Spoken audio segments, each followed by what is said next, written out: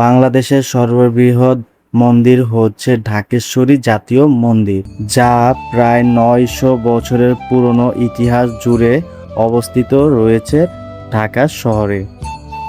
Hello বন্ধুরা, কেমন আছো সবাই? আশা করি সবাই অনেক ভালো আছো। তো বন্ধুরা, ফাইনালি চলে আসলাম ঢাকেশ্বরী মন্দিরে ঘুরতে। তো গাইস, সত্যি কথা বলতে লক্ষ লক্ষ মানুষ আসে এই ঢাকেশ্বরী মন্দিরে ঘুরতে ঢাকার বিভিন্ন জেলা থেকে।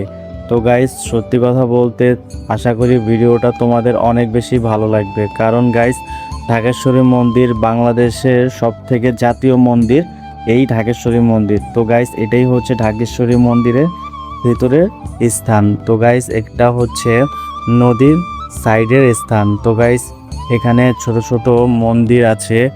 সত্যি কথা বলতে তোমাদের অনেক ভালো লাগবে। এখানে শিব মন্দির, রাধা গোবিন্দ মন্দির, আরও অনেক মন্দির আছে। তো গাইস, এই মন্দিরে প্রত্যেক দিন সন্ধ্যাবেলা বিভিন্ন অঞ্চলের থেকে, বিভিন্ন গ্রামের থেকে অনেক মানুষ আসে পুজো দিতে, ভোগ দিতে। তো গাইস, শুধু ভোগ দিতে আসে এমনটা না, এখানে প্রত্যেক দিন সন্ধ্যার পরে পুজো হয়। ঢাকার আশেপাশে মানুষ এখানে সন্ধ্যার করে পুজো দিতে আসে। তো গাইস, আরেকটা কথা তোমাদেরকে জানিয়ে রাখা ভালো, অবশ্যই হিন্দু সনাতনীরা এই বিষয়টা খুব ভালো করে জানে। এখানে ঢাকার বাইরে থেকে আসার, যাওয়ার বা থাকার ব্যবস্থাও আছে, কারণ এই মন্দিরের পাশে কোয়ার্টার সিস্টেম করা আছে মন্দিরের ভিতরে।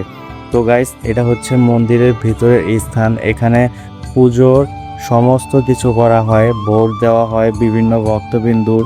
এখানে পুজো দেওয়ার পরে একটু রেস্ট নেয়, বা এই মন্দিরের অপর দিকে আগরবাতি, মোমবাতি এগুলো সম্পূর্ণ দেওয়ার স্থান। আর গাইস, সব থেকে বড় কথা, এখানে কিন্তু আমাদের হিন্দু সম্প্রদায়ের অনুসারে বিয়ে করানো হয়। এছাড়াও আরও আনুষ্ঠানিক সমস্ত ধরনের আনুষ্ঠানিকের কাজ করা হয়, বা এটার জন্য আলাদা স্থান করা। তো গাইস, তোমাদেরকে উদ্দেশ্য করে একটা কথা বলছি, যদি ভিডিওটা ভালো লাগে চ্যানেলটা সাবস্ক্রাইব করে পাশে থেকো। আর একটা কথা ভালো করে শুনে রাখো, যদি তুমি হিন্দু সম্প্রদায়ের হয়ে থাকো, অবশ্যই ঢাকা শহরে আশেপাশে মন্দির বা বিভিন্ন সব কিছু তোমার জানা উচিত, কারণ একটা হিন্দু সম্প্রদায়ের তার ধর্মের প্রতি সব কিছুই জানা দরকার।